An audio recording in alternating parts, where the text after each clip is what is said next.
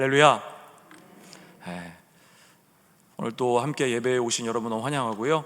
우리 옆 사람에게 인사하겠습니다. 우리 진심을 다해서 우리 두 사람, 세 사람 이상에게 예수님의 이름으로 축복하고 사랑합니다. 우리 인사하겠습니다.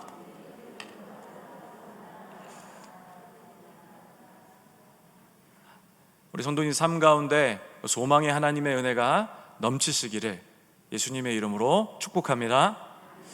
네, 오늘 좀 죄송하지만 말씀 설교의 주보와 제목이 좀 바뀌었습니다. 본문도 좀 바뀌어서 또 오늘 이 날과 또 여러 가지를 고려해서 본문을 좀 바꿔서 말씀을 전한다는 것을 양해를 부탁을 드리겠습니다. 저는 오늘 창세기 17장 1절로 8절까지의 말씀을 중심으로 당신의 이름에 숨겨진 글자 해라는 말씀의 제목을 가지고 말씀을 전하도록 하겠습니다.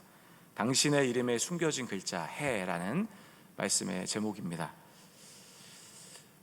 우리 성도님들 높은 건물에 올라가 보신 적 기억 있으시죠? 그죠? 높은 건물에 올라가면은 이제 아래를 내려다보는 경험이 있으실 것입니다. 눈에 보이는 것들이 얼마나 작은지, 눈앞에 봤을 때는 너무나 컸는데 이 하늘 위에 산 꼭대기에 올라오면은 그 모든 것들이 어떻게 보입니까? 너무나도 작게 보이는 거예요. 건물도 작게 보이고 내가 생각했던 그 높은 건물들도 아주 작게 보이는 거죠. 또 멀리서 보이는 게 있는 게 뭐냐면 사람이에요. 그렇지 않습니까? 사람이 보이는데 그 사람은 얼마나 더 적은지, 사람은 거의 보이지 않고 점으로 보이죠. 그저 움직이는 점. 혹시 이런 경험 있으십니까? 있으실 거예요. 근데 이 얼마나 사람이 작은지 제가 이 작은 사람, 이게 위에서 아래로 내려볼 때 이렇게 작은 사람 볼 때마다 제가 드는 생각이 있습니다. 이게 뭐냐면 이렇게 사람이 작구나. 또 어떻게 생각하면 이렇게 사람은 이렇게 무능력하구나, 이런 생각도 함께 드는 거죠. 그런데 이렇게 작고 무능력한 이 사람이란 존재가 하나님 앞에서 어떤 의미가 될 수 있을까, 그런 생각이 드는 거예요. 이렇게 작은데. 근데 참 감사한 것은 성경에서 뭐라고 얘기합니까? 우리가 의미가 있다는 거죠. 그게 참 축복 아니겠습니까? 할렐루야. 하나님은 우리가 그렇게 의미가 있다라고 느끼시는 거예요. 또한 하나 더 드는 생각이 뭐냐면 우리가 하나님 앞에 의미 있는 그런 존재가 될 수 있다라고 하는데, 그렇다면 어떻게 하면 우리가 이 땅에서 하나님의 그 의미가 있는 존재가 될 수 있을까라는 생각이 함께 드는 거죠. 그렇다면 하나님께서는 우리가 이 땅에 의미 있는 존재로 살아갈 수 있는 방법이 무엇인가를 성경에서는 이야기하고 있다라고 저는 생각을 합니다. 그 말씀은 바로 마태복음 5장 14절입니다. 우리 다 같이 한번 읽어보겠습니다. 함께 읽겠습니다. 너희는 세상의 빛이라. 산 위에 있는 동네가 숨겨지지 못할 것이요. 예수님의 그 가르침과 기적으로 인해서 유대 땅에 많은 사람들이 이 산으로 몰려들기 시작했습니다. 그래서 사람들은 예수님의 가르침을 듣기 위해서 많은 군중들이 함께 몰려와서 예수님 주위에, 특히 예수님의 있던 그 산 주위에 몰려들기 시작했어요. 그리고 나서 예수님께서 사람들에게 이제 가르침과 기적을 베푸시죠. 여러분, 이 사건이 바로 여러분 잘 아시는 산상수훈이라는 사건입니다. 이때 예수님께서 하나님의 백성은 어떻게 살아가야 하는가, 어떻게 하면 의미 있는 존재로 살아갈 수 있는가에 대해서 설명하실 때 바로 오늘 마태복음 5장 14절의 말씀을 우리에게 이야기하신다라는 거죠. 근데 하나님이 우리에게 가장 먼저 말씀하시는 건 뭐냐면은 이겁니다. 너희는 세상의 빛이다. 그리고 나서 그 다음에 이야기하시는 게 뭐냐면은 산 위에 있는 동네가 숨길 수 없다라는 얘기를 하시는 거죠. 우리가 이 말씀 잘 아시지 않습니까? 그래서 잘 아셔서 많이 들으셨겠지만 우리가 항상 기억하는 말씀은 요것뿐입니다. 너희는 세상의 빛이다. 요거 정도는 기억하지만 그 뒤에 것은 잘 이렇게 잊혀지는 경향이 있다라고 저는 생각을 합니다. 그게 무엇입니까? 바로 산 위에 있는 동네라는 표현이에요. 여러분, 산 위에 있는 동네 어떤 그림인지 혹시 상상이 되십니까? 제가 그래서 여러분들을 위해서 제가 준비했습니다. 한번 보여주시겠습니까? 여러분, 여기가 어디냐면 아까 우리 여행도 얘기하셨는데 여기는 바로 이탈리아 남서부 쪽에 있는 가장 끝에 있는 섬, 바로 시칠리아라는 섬이에요. 근데 이 시칠리아라는 섬이, 이 동네가 어떤 동네냐면은 아까 성경에 이야기하는 것처럼 산 위에 있는 동네입니다.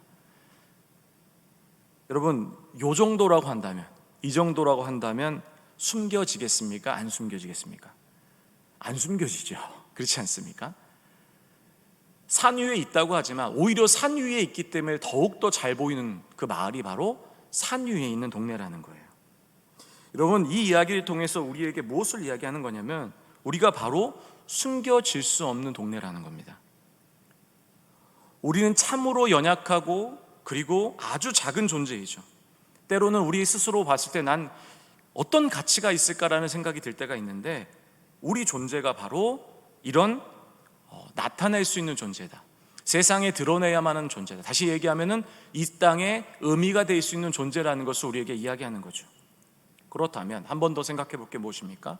우리처럼 작고 연약한 존재가 어떻게 이런 산 위에 있는 동네처럼 이렇게 빛을 이렇게 뿜으며 살 수 있을까? 어떤 존재의 의미를 나타낼 수 있을까 생각해 본다면 바로 그 앞절이라고 저는 생각을 합니다. 그게 바로 무엇이냐면 바로 너희는 세상의 빛이라는 거예요. 근데 성경은 우리에게 뭐라고 얘기하냐면 너희는 태양이라고 얘기하지 않습니다. 너는 그냥 그저 빛이라는 거예요.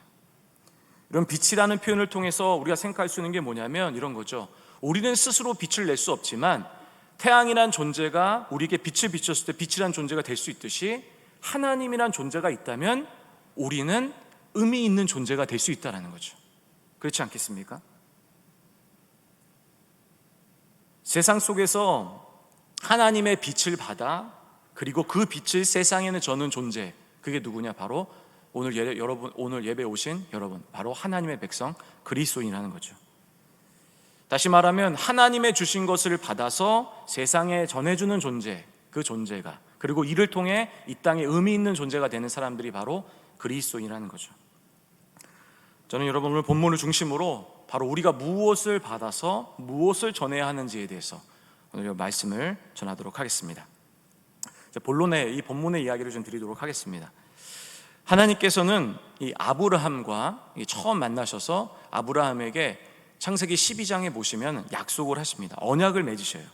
그리고 나서 17장에 됐을 때 오늘 읽으신 본문에 보시면 이 17장에서 두 번째 언약을 맺습니다.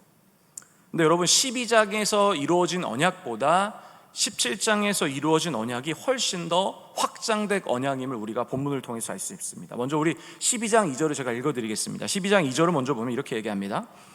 내가 너로 큰 민족을 이루고 내게 복을 주어 내 이름을 창대하게 하리니 너는 복이 될지라.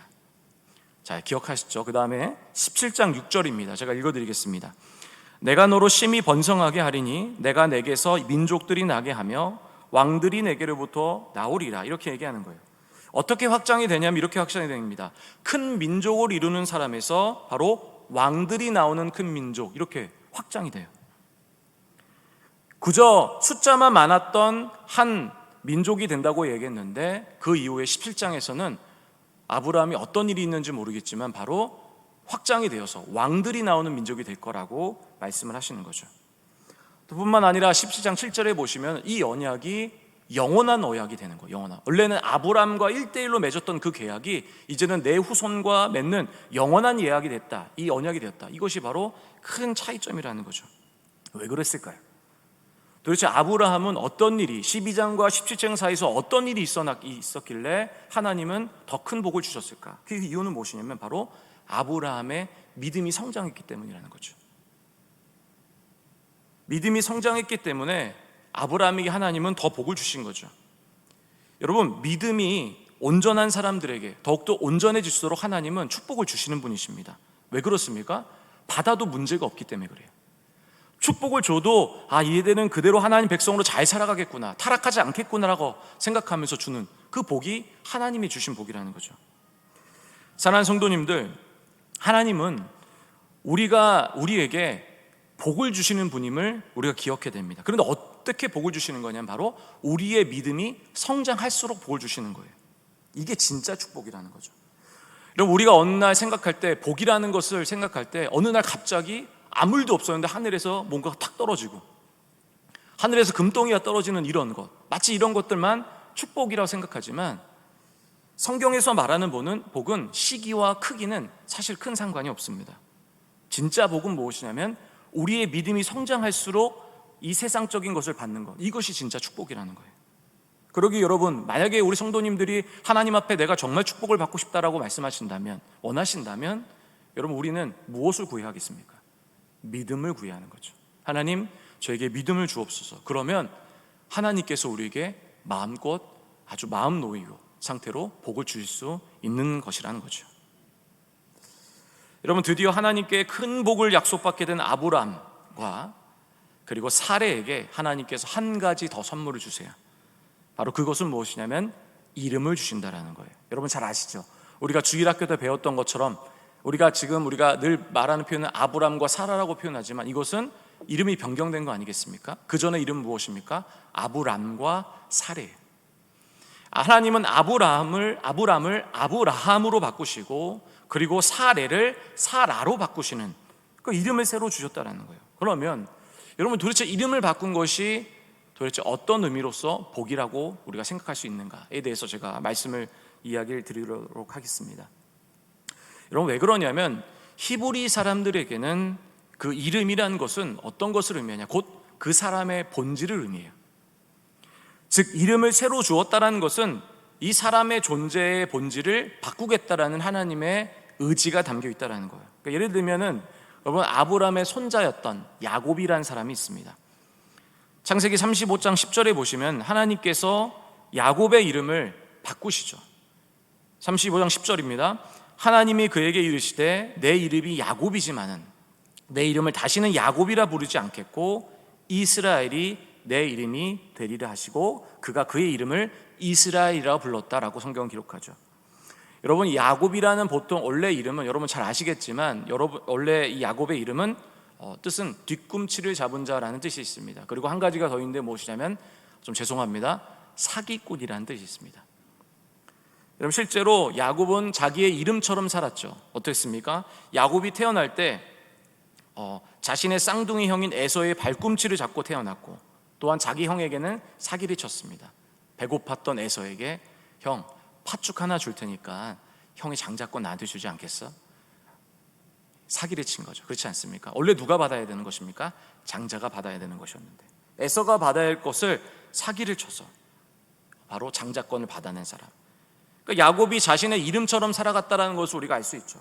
그러나 하나님께서는 많은 야곱의 인생의 과정을 통해서 그의 이름을 어떻게 바꾸십니까? 이스라엘이라고 바꾸시는 거예요. 이스라엘이란 그 이름의 뜻은 무엇이냐면 우리가 제일 쉽게 알 수 있는, 우리가 주일학교에서 배웠던 뜻은 뭐냐면 바로 하나님과 싸워 이긴 자, 하나님과 씨름한 자라는 뜻이 있습니다. 그리고 또 다른 이해, 얼마 전에 담임 목사님께 설교에서 얘기하셨던 것처럼 바로 하나님께 지배받는 자라는 뜻이 있습니다. 실제로 여러분, 이스라엘이라는 이름으로 변경된 후에 야곱의 삶이 어떻게 되었냐면 이전처럼 사기와 거짓을 행하는 사람이 아니었습니다. 그 이후부터는 하나님께 지배받은 사람이 됐다는 거예요. 여러분, 그 성경에 보시면 자신의 11번째 아들이었던 요셉의 말을 청중한 사람, 유일하게 청중한 사람이라고 기록한 사람. 원래 이전에 어떤 사람이었습니까? 사기를 치고 그리고 그 발꿈치를 잡은 사람이, 많은 사람이 하나님의 음성을 듣지 못했지만 그는 들었고 지혜가 있었다는 걸 성경은 암시하고 있는, 바로 하나님께 지배받은 사람의 모습을 분명하게 보여줬다는 거죠.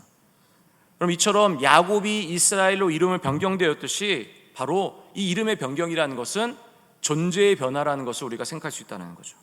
그렇다면 하나님께서 사레를 사라로 바꾸시고 아브람을 아브라함으로 바꾸신 그것은 어떤 의미가 있었을까? 여러분, 오늘 제가 여러분에게 전하고자 하는 핵심의 내용이 여기 있다라는 겁니다. 여러분, 기억하십니까? 아브람과 아브라함, 사레와 사라의 차이점. 자, 기억 못하실 것 같아서 제가 PPT를 또 준비했습니다. 함께 보시겠습니다. 여러분, 원래 이름이 무엇입니까? 아브라함이에요. 아브라함은 높임받는 아버지라는 뜻입니다. 어떻게 보면은 가정에서 높임받는 아버지, 그리고 최소한 자기가 속해 있는 그 공동체에서 높임받는 아버지라는 뜻이었습니다. 사례도 마찬가지죠. 바로 이 공주, 여준이라는 것은 자신이 속해 있는 가정이나 공동체에만 어떤 그 높임을 받는 사람이었는데, 하나님이 아브람을 아브라함으로 바꾸시고 사례를 사라로 바꾸시고 나서 그의 존재가 더욱더 넓어집니다. 바로 열국의 아버지, 그리고 바로 공주, 여왕, 여주인이라는 더 확장된 개념으로 이름이 변화됐다는 거죠. 그래서 여러분, 실제로 대부분 학자들은 이 아브람과 아브라함이 되고 사레가 사라가 된 것을 PPT 나온 것처럼 지경의 변화를 의미한다라고 생각을 합니다. 물론 여러분, 성경에서도 이야기하고 실제로 이 사실이 해석이 맞다라고 생각을 합니다. 이름이 변화되면서 그들의 지경이 넓어졌다라는 거예요. 근데 여러분, 실제로 더욱더 놀라운 의미가 있는데, 바로 오늘 여러분에게 드린 이 카드가 여기에 담겨 있습니다.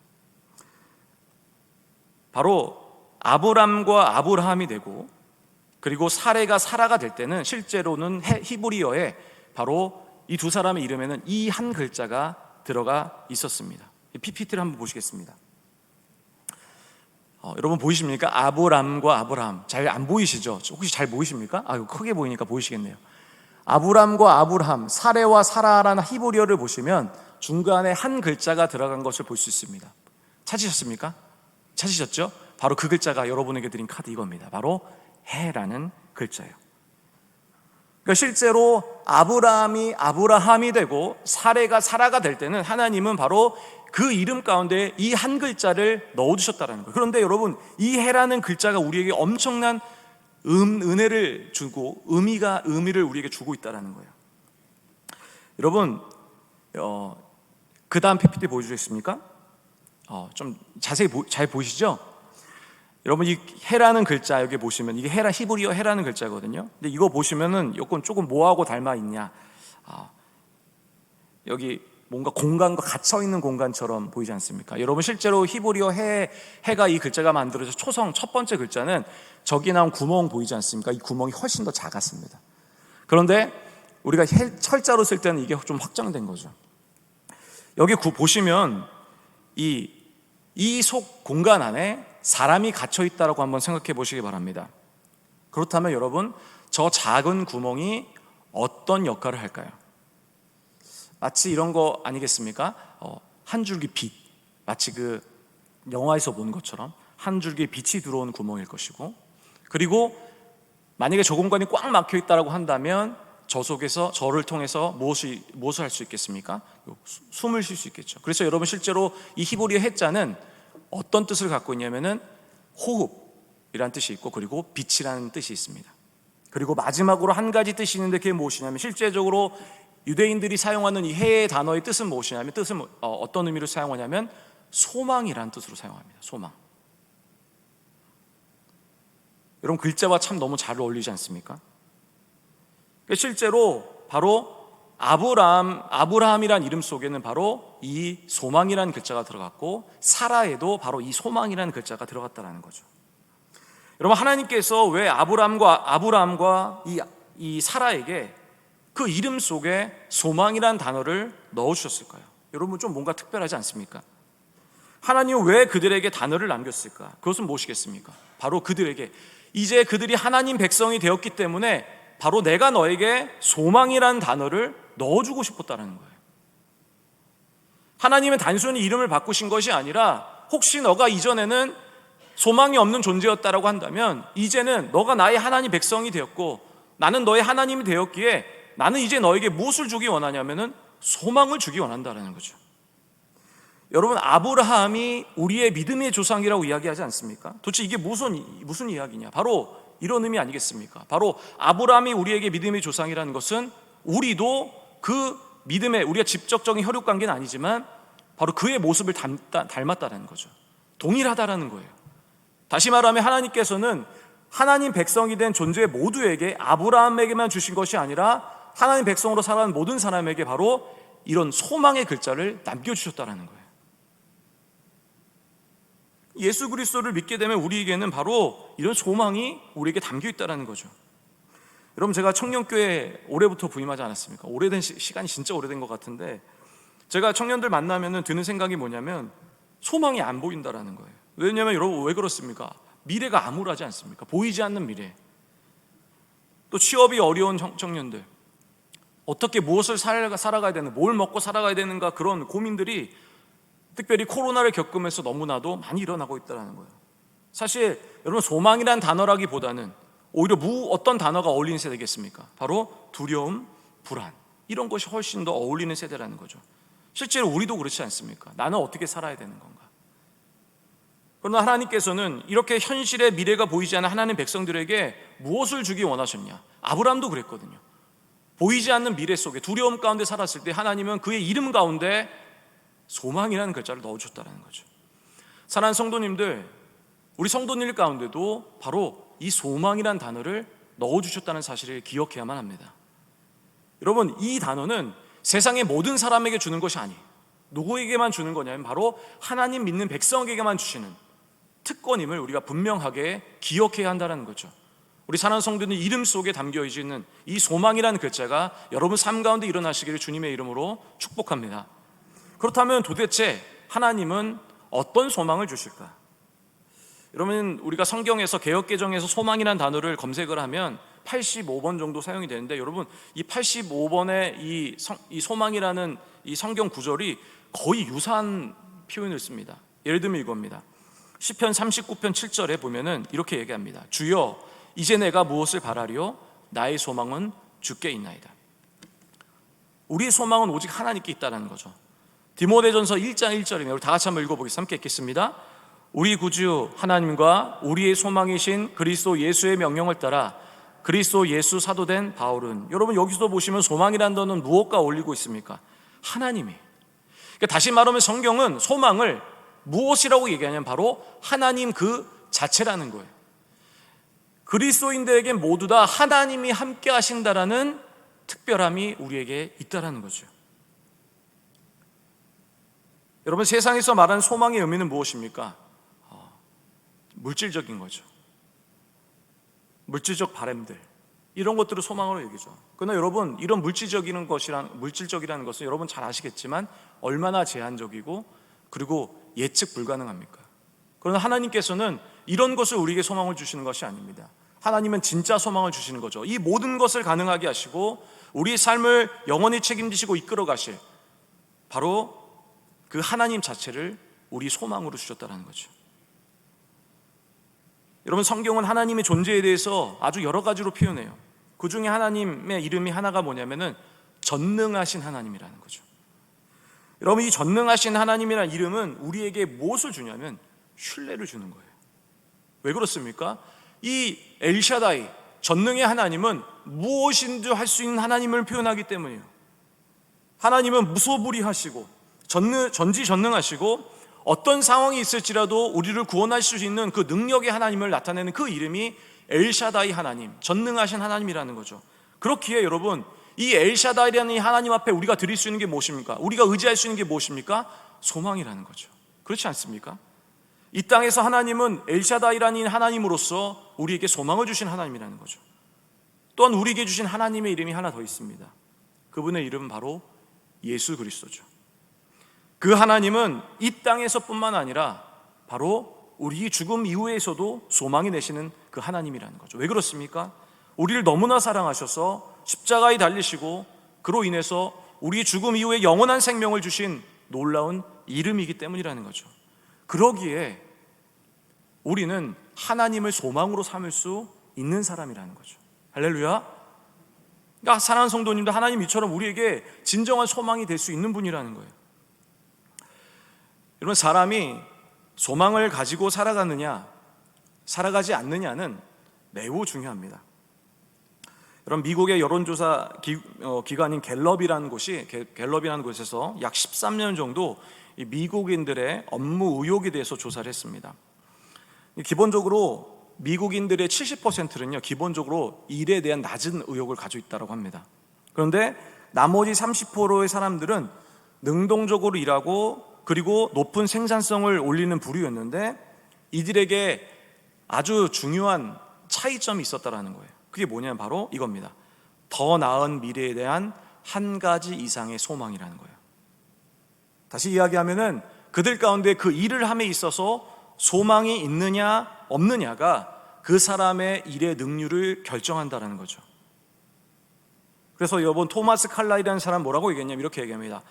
인간은 희망의 기초를 둔 존재이며 모든 것을 빼앗긴다 해도 한 가지 희망만 있다면 살아갈 수 있다라고 표현하는 거예요. 그러니까 여러분, 우리가 만약에 우리가 가진 것이 아무것도 없고 이 땅에 우리가 살아가면서 고통과 힘듦이 우리 안에 아무리 엄습할지라도 우리 가운데 소망이라는 단어가 있다면 여러분, 우리가 살아갈 수 있다는 거예요. 근데 더욱더 중요한 게 무엇이겠습니까? 희망을 가진 것으로 중요한 것이 아니라 어떤 희망을 가지냐도 중요하죠. 이런 백의의 천사였던 나이팅게일이라는 사람이 이 30살 되던 해에 이런 일기를 썼습니다. 내 나이 30, 예수님이 사역을 시작한 나이입니다. 나 역시 오늘부터 주님의 부르심을 따라 살겠습니다. 무엇에 희망을 두었습니까? 바로 예수님이죠. 나이팅게일은 주님을 통해서 인생이 소망을 가졌고, 그리고 그 소망을 통해서 사람들이 말하는 가장 아름다운 삶을 살았다는 거죠. 우리의 삶을 보면 어떻습니까? 소망이 있다라고 생각하십니까? 때론 불안을 경험하지 않습니까? 그러나 여러분, 우리에겐 소망이 있습니다. 오늘의 이름처럼 우리가 지금까지 몰랐던 사실을 오늘 알았던 것처럼 우리의 이름 속에는 소망이 있다는 거죠. 여러분에게 숨겨져 있는 소망 누구십니까? 하나님 그 자체라는 거예요.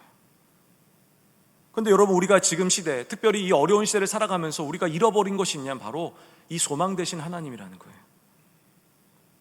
근데 하나님께서 우리에게 이렇게 말씀하시는 거죠. 바로 소망 되신 하나님을 다시 찾으라는 거예요. 여러분, 소망이신 능력의 하나님께서 그의 백성을 위해서 직접 소망이 되어주시겠다라는 그 요청을 거부하지 마시고 소망으로 가지신 여러분 되시기를 주님의 이름으로 축원합니다. 그래서 여러분, 잃었던 그 이름 하나님, 그 예수라는 그 이름을 소망으로 가슴에 새기시고 이 땅에 살아가시기를 부탁을 드리겠습니다. 여러분, 그렇다면 이 소망을 받은 백성은 어떻게 살아가야 할까? 먼저 하나님 앞에 우리가 소망을 받지 않습니까? 그럼 우리는 어떻게 살아가야 되는 건가? 여러분, 소망이라는 단어와 잘 어울리는 구약의 선지자가 한 명 있습니다. 그의 이름은 뭐냐면 바로 예레미야예요. 예레미야는 이스라엘 백성에게 소망을 전해주었습니다. 우리 예레미야 31장 17절입니다. 우리 다 같이 한번 읽어보겠습니다. 읽겠습니다. 너의 장래에 소망이 있을 것이라, 너의 자녀가 자기들의 지경으로 돌아오리라. 여호와의 말씀이더라. 여러분, 이 시대는 암울한 시대였죠. 왜 그렇습니까? 이 남유다라는 나라가 북쪽에는 바벨론, 그리고 남쪽에는 이집트로 군대로 인해서 위아래에서 아주 큰 대국이 공격하고 그리고 약탈하는 그런 시기였습니다. 그러다 보니까 이 백성들의 삶이 어땠냐면 피폐했어요. 고통스러운 삶을 살아갔죠.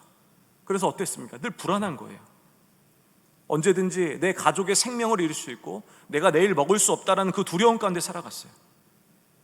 이때 예레미야는 이스라엘 백성들에게 전하는 거예요. 바로 소망을 전한 거죠. 여러분, 왜 도대체 예레미야는 이렇게 어두운 시대 가운데 자신도 소망을 잃을 수 있고 절망에 빠질 수 있었지만 어떻게 사람들에게 소망을 주었을까? 왜 그렇습니까? 그는 하나님 앞에 그 소망 되신 하나님을 직접 경험한 거예요. 하나님의 소망을 그 경험하니까 그는 세상 사람들에게 이 어두운 시대 속에서도 소망의 빛을 전할 수 있었다는 거죠. 이게 놀라운 은혜라는 거죠. 그러니까 여러분, 우리가 어떻게 살아가야 됩니까? 우린 이미 소망을 받은 존재예요. 그러면은 이 소망이 있기 때문에 이 소망 없는 세상 사람들에게 무엇을 전해야 되냐면 이 소망을 전해야만 하는 거죠. 다시 얘기하면 우리를 통해서 그 소망 되신 하나님이 등장해야 되는 것이죠. 이것이 바로 소망을 받은 사람의 삶의 방향성이라고 이야기할 수 있다는 것입니다. 우리 사는 성도님들, 우리가 받은 소망을 많은 사람들에게 나누어줄 수 있는 우리가 되시기를 부탁을 드립니다. 여러분, 제가 마지막으로 한 가지 말씀드리고 이제 말씀을 마칩니다. 여러분, 아브라함의 이야기를 통해서 제가 재미있게 발견한 사실이 하나 있는데 뭐냐면은 아브라함이 이 소망의 이름을 받지 않습니까? 아브라함, 즉 소망이라는 단어가 이 이름에 들어가자 그의 삶이 바뀌었어요. 17장에 바로 이 아브라함이라는 이름을 받고 나서 18장의 삶이 전혀 다른 삶을 살아가는데 그게 무엇이냐면 사람들에게 소망을 주기 시작했다는 거예요. 어디에 소망을 주었냐? 소돔과 고모라라는 땅에 바로 소망을 준 거예요. 창세기 18장 23절에 보면 이렇게 이야기합니다. 아브라함이 가까이 나가 이르되 주께서 의인을 악인과 함께 멸하려 하시나이까, 이렇게 얘기해요. 여러분, 원래 소돔과 고모라는 어떤 땅입니까? 그냥 조건이 없습니다. 그냥 멸망해야만 하는 땅이에요. 다시 이야기 드리면 완전히 패망해야만 한 땅이죠. 그러나 그때에 한 가지 작은 빛이 보였어요. 한 가지 작은 소망이 보이기 시작한 거죠. 무엇입니까? 바로 아브라함의 기도죠. 그의 기도로 인해서 결국 거기에 살아가는 모든 사람들은 죽어야만 했고 하나님의 심판을 받아야만 했지만, 물론 결론적으로 소돔과 고모라에게는 모두가 구원을 받지 못했지만 그래도 작은 소망과 빛이 소돔과 고모라는 땅에 비춰줬다는 거예요. 바로 멸망할 수밖에 없었던 이 땅을 살리는 역할을 바로 아브라함이 그 소망이라는 그 이름을 갖고 나서부터 변화됐다는 거죠. 우리 사랑하는 성도님들, 이제 우리는 이제 믿음의 길을 걸어가고 있습니다. 우리는 이 세상을 살아가는 존재고, 그리고 세상에 의미가 되어야 되는 존재입니다. 여러분, 우리는 하나님 앞에 소망을 받은 사람이라고 이해해야 되지 않았습니까? 이 믿음의 길에서 우리가 받은 소망을 세상 사람들에게 전해주는 우리의 삶이 되시기를 주님의 이름으로 축원합니다. 저는 우리 모두가 하나님이 원하시는 이 땅에 소망이 되는 사람이 되었으면 좋겠습니다. 그냥 나를 위해 사는 것이 아니라 세상 사람을 위해 살고, 예수님의 우리의 지금과 미래의 소망이 되어주듯이, 그리고 우리도 세상에 희망을 주는 그런 존재가 되는 것을 원한다는 거죠. 여러분, 오늘이 아십니까? 혹시 무슨 날인지? 빼빼로데이예요. 그렇지 아십니까? 아세요, 여러분? 혹시 빼빼로 받으신 분 계십니까?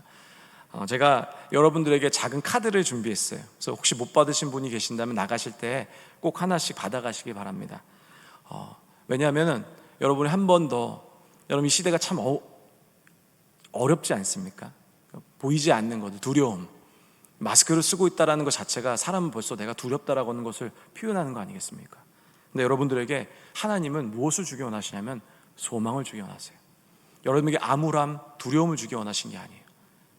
아브라함을 아브라함으로 바꾸면서 그 이름에 소망을 주었듯이 우리 사랑하는 성도님들에게도 바로 여러분에게 소망을 주시는 원하시는 하나님을 기억해야만 합니다. 그래서 여러분, 혹시 살다가 너무 힘드시고 앞이 보이지 않으실 때 이 카드를 보시면서 하나님은 나에게 소망을 주셨구나.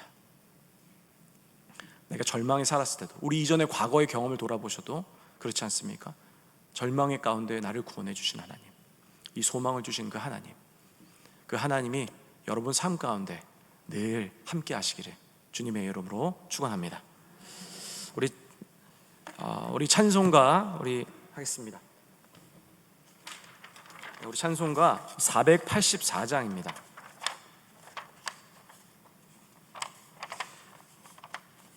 찬송가 484장 1절과 4절 부르시고 나서 우리 함께 우리 기도의 시간으로 나가겠습니다. 우리 함께 찬양하겠습니다.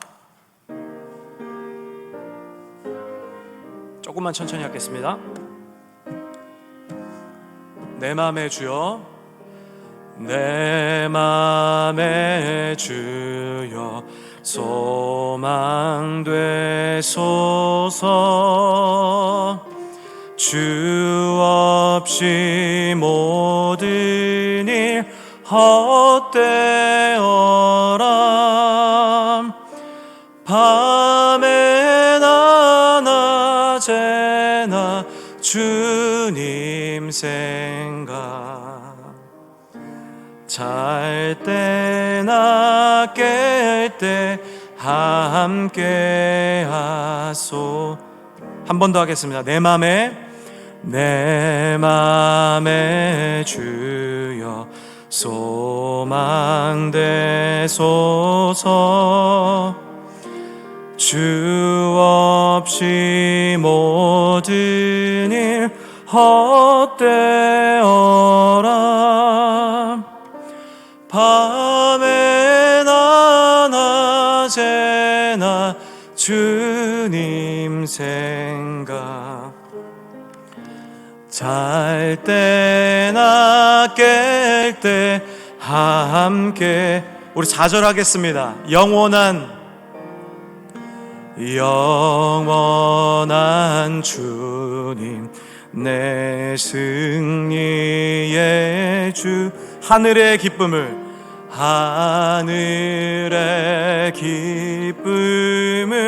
주옵소서. 어떠한 고난이 다 닥쳐와도 우리 한 번 더 우리 4절로 찬양하겠습니다. 소망 영원한 주님 내 승리의 주, 영원한 주님 내 승리의 주, 하늘의 기쁨을 주옵소서. 어떠한 고난이 닥쳐 만유의 주여, 만유의 주여 소망돼